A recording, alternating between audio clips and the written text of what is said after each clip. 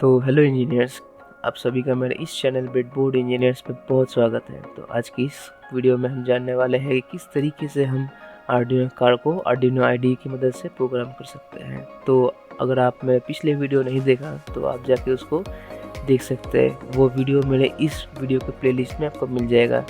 तो चलिए शुरू करते हैं एक छोटे से इंट्रो के बाद।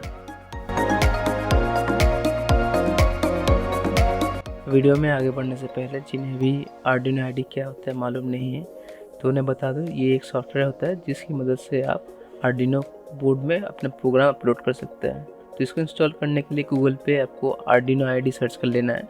यहाँ पे आपको जो ऑफिशियल लिंक मिलेगा यहाँ पर क्लिक करना है। अब इसके बाद आपको जो लेटेस्ट वर्जन है, जो कि मेरे इधर 2.3.4 दिखा रहा है, पर आपको फ्यूचर में दूसरा भी वर्जन मिल सकता है, लेकिन आपको अपने हिसाब से जो भी लेटेस्ट वर्जन मिले उसको इंस्टॉल कर लेना है। और अगर आप विंडोज़ यूज़ कर रहे हैं, विंडोज़ 10 या उसके ऊपर, मैं इस केस में विंडोज़ 11 यूज़ कर रहा हूँ, तो मैं इधर क्लिक करने वाला हूँ, लेकिन मैं इसको इंस्टॉल नहीं करने वाला क्योंकि मेरे पास ऑलरेडी ये है। अब चलते हैं लाइब्रेरीज इंस्टॉलेशन के ऊपर। हम यहाँ पे दो लाइब्रेरीज यूज़ करने वाले हैं, जो कि afmotor.h है और दूसरा softwareserial.h। यहाँ पे afmotor को आपको गूगल से इंस्टॉल करना है और सॉफ्टवेयर सीरियल को आपको इंस्टॉल नहीं करना है, वो आपको डिफ़ॉल्ट मिल जाएगा आईडी के साथ। तो आपको जब भी इसको इंक्लूड करना है तो आपको ये ध्यान में रखना है कि ये जो एकदम केस के सेंसिटिव है, मतलब जो जो इसमें कैपिटल लेटर है उसको आपको एज इट इज़ लिखना है। अब चलिए चलते हैं इसको इंस्टॉलेशन के ऊपर। तो इसके लिए आपको गूगल पे आ जाना है और यहाँ पर सर्च करना है AF Motors Library V1 GitHub। तो यहाँ पे जो आपको लिंक मिलेगा वो है एडाफ्रूट मोटर्स की तरफ से। तो यहाँ पे आपको कोड पे क्लिक करके जो जिप फोल्डर है उसको डाउनलोड कर लेना है। अब इस जिप फोल्डर को आपको एक्सट्रैक्ट कर लेना है। एक्सट्रैक्ट करने के बाद आपको एक फ़ाइल दिखाएगा। मेरे केस में ये ऑलरेडी एक्सट्रैक्टेड है, लेकिन जो फाइल आपको शो करेगा वो है लाइब्रेरीज मास्टर करके। इसको आपको कट करना है। कट करने के बाद आपको डॉक्यूमेंट्स पे आ जाना है। डॉक्यूमेंट्स पे यहाँ पे आर्डिनो आपको मिलेगा और यहाँ पे आपको लाइब्रेरीज में जाके इसको पेस्ट करना है। मेरे इस केस में मैंने ऑलरेडी सब कुछ किया हुआ है, तो आप भी इस प्रोसेस को एज इट इज़ फॉलो कर लेना और आपका जो लाइब्रेरीज है वो इंस्टॉल हो जाएगा। इसके बाद आप जो लाइब्रेरी है इसको यूज़ कर सकते हो अपने प्रोग्राम में। अब चलते हैं क्लास नेम की ओर। तो यहाँ पे आपको क्लास कॉल करना है सॉफ्टवेयर सीरियल नाम का। फिर आपको इसको एक नाम देना है, जो मैंने इसको BT दिया हुआ है, आप कोई भी दे सकता है। फिर यहाँ पे दो पिन्स जो है उसको पास करना है एज ए पैरामीटर। एक तो है RX और एक TX। अगर आपने मेरा वीडियो अगर देखा हुआ है तो मैंने जो दो पिन्स यूज़ किए थे वीडियो में, AC05 और मोटर ड्राइवर शील्ड को कनेक्ट करने के लिए, तो वहाँ पे दो पिन्स में एक पिन था RX और TX। जो 9 है वो RX है और TX है 10। यहाँ पे मैं आपके कन्वीनियंस के लिख देना चाहता हूँ RX और TX। तो इससे जब भी आप प्रोग्राम लिखेंगे तो आपको आसानी होगा समझने में कौन सा पिन किस चीज़ के लिए यूज़ किया है।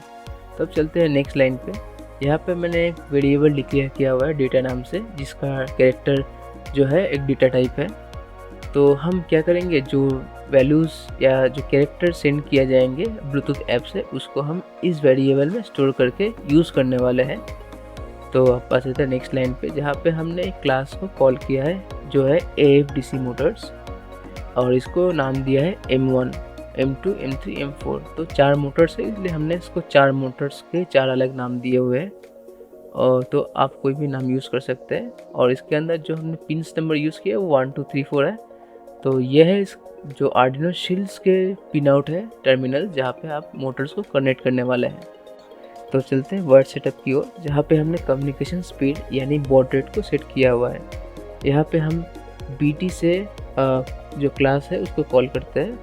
फिर हमने यहाँ पे जो बिगिन यूज़ करके जो बॉड रेट है सेट किया हुआ है 9600 पे, क्योंकि AC05 बेसिकली जो 9600 पे ही कम्युनिकेट करते हैं। तो बढ़ते हैं वर्ड लूप की ओर। यहाँ पे हमने जो कुछ सेट ऑफ इंस्ट्रक्शंस है उसको हमने इफ़ कंडीशन के अंदर रखा हुआ है। इसका मतलब यह है कि अगर इफ़ वाला कंडीशन ट्रू हो या फिर ये वाला इवेंट सच में हुआ है तो ही हम जो नेक्स्ट कोड है इसको हम कंटिन्यू करेंगे, वरना नहीं करेंगे। यहाँ पे हमने जो BT यूज़ किया है ब्लूटूथ टर्मिनल, उन पे हम चेक करेंगे कि कुछ कनेक्शन आ रहा है कि नहीं, यानी कुछ डेटा सेंड किया जा रहा है कि नहीं। तो अगर ये ट्रू हुआ तो ये 0 से ज़्यादा वैल्यू सेंड करने वाला है हमें, और इस केस में सारे के सारे कोड इसके अंदर जो है वो एग्जीक्यूट होना चालू कर देंगे।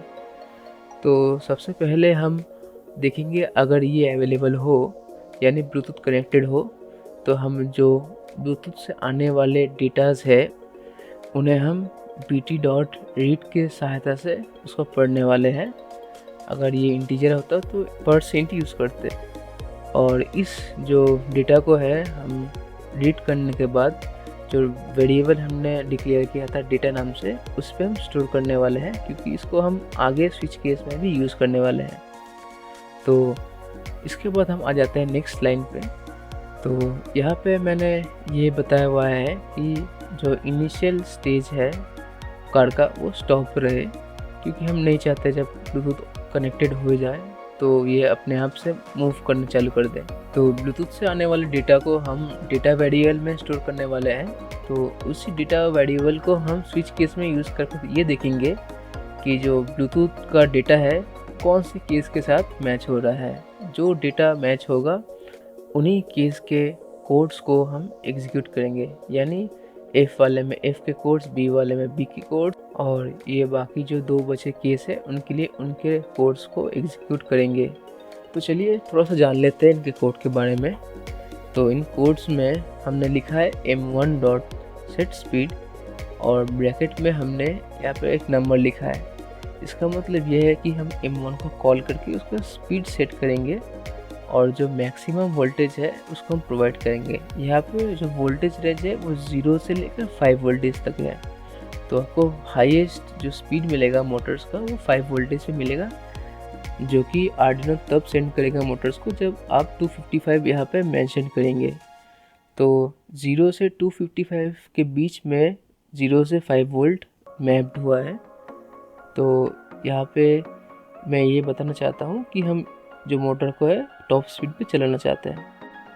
तो स्पीड के साथ साथ मैंने इसका जो स्टेटस है उसको फॉरवर्ड पे सेट कर दिया, यानी मैं इसको बताना चाहता हूँ कि फॉरवर्ड पे टॉप स्पीड पे चले, और जो बाकी मोटर्स है उनको भी मैंने फॉरवर्ड और हाई स्पीड पे सेट कर दिया, क्योंकि मैं चाहता हूँ कि चारों मोटर एक साथ एक ही स्पीड पे चले। और अगर इसके बाद जो डेटा है वो अगर B से मैच करे तो जो B वाले कोड्स है वो एग्जीक्यूट करेंगे। अब केस F के साथ केस B एकदम मैच करता है, बस स्टेटस में हम उसको बैकवर्ड पे सेट कर देंगे। लेकिन यहाँ पर ब्रेक स्टेटमेंट को यूज़ करना बहुत ज़रूरी है इन 2 केस में, क्योंकि जो अगर फॉरवर्ड वाला केस है उसको चलाने के बाद अगर इसको ब्रेक ना लगाए तो ये केस B में चलाएगा और B वाले केस को एग्जीक्यूट करना चालू कर देगा, और ऐसे ही चलता रहेगा। तो हम ये चीज़ नहीं चाहते हैं, तो इसलिए हमको ब्रेक लगाना बहुत ज़रूरी है। अब फॉरवर्ड और बैकवर्ड केस को समझने के बाद अब चलते हैं लेफ़्ट और राइट केस में। तो यहाँ पे आपको थोड़ा सा ध्यान देना पड़ेगा कि यहाँ पे जो M1 मोटर है और M2 मोटर है, जो कि हमारे कार के लेफ़्ट 2 मोटर रहेंगे, और M3 M4 जो हमारे कार के राइट 2 मोटर रहेंगे, उन दोनों को हमें अलग डायरेक्शन में मूव कराना है, क्योंकि हम चाहते हैं कि जो गाड़ी है वो लेफ़्ट में मूव करे तो राइट वाले साइड के मोटर्स को फॉरवर्ड डायरेक्शन में मूव करवाना है, और इनके ऑपोजिट में जो लेफ़्ट साइड के मोटर है उन्हें बैकवर्ड में मूव कराना है इनके रिस्पेक्ट में। तो अब सेम चीज़ जो है वो राइट केस में अप्लाइड होगा, लेकिन ऑपोजिट में। तो आप ये चीज़ समझ सकते हैं अच्छे से कि लेफ़्ट वाले 2 मोटर्स को हमें फॉरवर्ड में मूव करवाना है और राइट के 2 मोटर्स को हमें बैकवर्ड में मूव करवाना है। तो इसी तरह से हमारा जो सब केस है वो कंप्लीट हो चुका है। तो यहाँ पे जाके हमारा कोडिंग समाप्त होता है। तो अगर आप इस कोड को यूज़ करते हैं तो आपका कार 101% वर्क करेगा। लेकिन क्योंकि मैं आपको ये कोड देने वाला हूँ तो मैं चाहता हूँ कि ये कोड थोड़ा नीट दिखे, तो इसलिए मैं फंक्शंस का यूज़ करूँगा। तो जिन्हें भी फंक्शंस के बारे में आइडिया नहीं है तो उन्हें मैं बता दूँ, फंक्शंस को हम एज अ बॉक्स यूज़ करने वाला है इस केस में, और जिसको मैं नाम देने वाला हूँ FW मतलब फॉरवर्ड। तो मैं फॉरवर्ड के केस के अंदर जो सेट ऑफ इंस्ट्रक्शन है वो उसको मैं इधर रख दूँगा, तो मुझे बार बार वो सेट ऑफ इंस्ट्रक्शंस को कॉल ना करना पड़े। तो मैं डायरेक्ट FW को कॉल करने वाला हूँ। तो जल्दी से हम इसको कंप्लीट कर लेते हैं, फिर आपको समझाएंगे।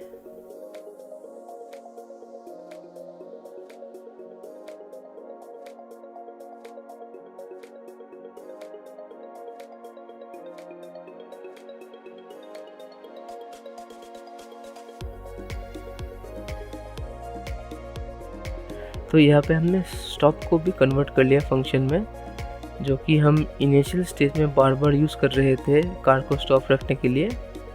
तो यहाँ पर मैंने आपको साइड में ही कमेंट करके लिख दे रहा हूँ कि कौन सा चीज़ किस लिए यूज़ हो रहा है, तो आपको उसको घबराने की ज़रूरत नहीं है। आप जब भी इस कोड को एक बार देखें तो आपको समझ में आ जाएगा कौन सा कोड मैंने किस चीज़ के लिए यूज़ किया है।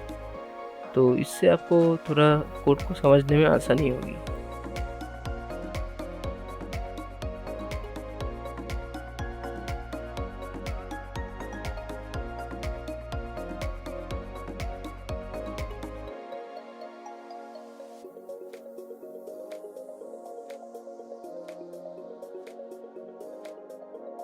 अब जो प्रीवियस वाला कोड है उसको मैंने फंक्शन में कन्वर्ट किया था, तो इसीलिए इसको कंपाइल करके एक बार देख लेते हैं कि कोड ठीक ठाक रन कर रहा है कि नहीं।